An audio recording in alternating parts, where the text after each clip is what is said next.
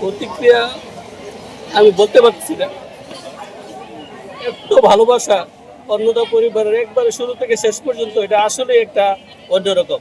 আমি সবসময় ছাত্র বান্ধব অভিভাবক বান্ধব ছিলাম। আমি চেষ্টা করেছি খুব কাছ থেকে ছাত্রদেরকে কিভাবে মূল্যায়ন করা যায় এবং একটা ছাত্রকে গড়ার জন্য যতটুকু প্রয়োজন আমি চেষ্টা করেছি আল্লাহর মধ্যে সেই বাবার দায়িত্ব পালন করে যেন প্রত্যেকে তার অভিষ্ট লক্ষ্যে পৌঁছতে পারে।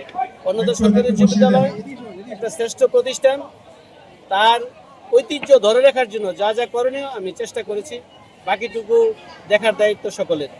তো ইনশাল্লাহ আমার পক্ষ থেকে অন্যতা পরিবারের জন্য সবসময় সেই দোয়া থাকবে যেন অতীতের যে ধারাবাহিকতা এটা যেন সবসময় বজায় থাকে। সবচেয়ে গুরুত্ব দেওয়া প্রয়োজন হচ্ছে তাদের স্কুলমুখী হতে হবে, স্কুলের সম্পূর্ণ ক্লাসগুলো করতে হবে। যদি সে সম্পূর্ণ ক্লাস করে আমাদের যে শিক্ষক মণ্ডলীরা আছেন তাদের কাছাকাছি থাকতে পারলে তারা লাভবান হবে এবং অন্যান্য যে সামাজিক যে অবক্ষয় আছে ওইগুলা থেকে তাকে বেঁচে থাকতে হবে।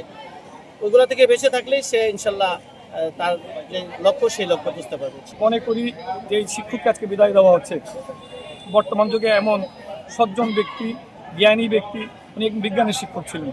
উনি বিজ্ঞানের যেই কঠিন যে জিনিসগুলি সমাধান দিতে পারতেন, ব্রাহ্মণবাড়িয়াতে ওনার মতন এমন শিক্ষক পাওয়া বর্তমানে দুষ্কর। এমন একজন শিক্ষককে আজকে বিদায় দেওয়া হচ্ছে যার শিক্ষায় আলোকিত হয়ে বাংলাদেশ এবং বিদেশে বিভিন্ন উচ্চ পদে আমাদের এই স্কুল থেকে পাশ করা ছাত্ররা অবস্থান করছে। আজকে এই শিক্ষককে হারিয়ে অনেকটা মানে এমন ক্ষতিটা অপূরণীয়। এমন শিক্ষক পাওয়াটা খুবই দুষ্কর বর্তমান যুগে। এবং উনি ওনার ব্যক্তিগত গুণে ছাত্র, শিক্ষক এবং অভিভাবক এই তিনটার যে সমন্বয়, এই তিনটার সমন্বয় অত্যন্ত সুন্দরভাবে উনি এই স্কুলে ওনার দায়িত্ব থেকে ফুটিয়ে তুলতে পেরেছিলেন। আজকে এই শিক্ষকের বিদায় হচ্ছে, ছাত্ররাও ভারাক্রান্ত, আমরা অভিভাবক যারা তারাও ভারাক্রান্ত। বিশেষ করে ওনার মতন শিক্ষক আর পাওয়া যাবে কিনা সেটাও আমি চিন্তা ভাবনা করতেছি। ওনার মতন গ্যাপটা ফিল আপ করতে পারবেন কিনা।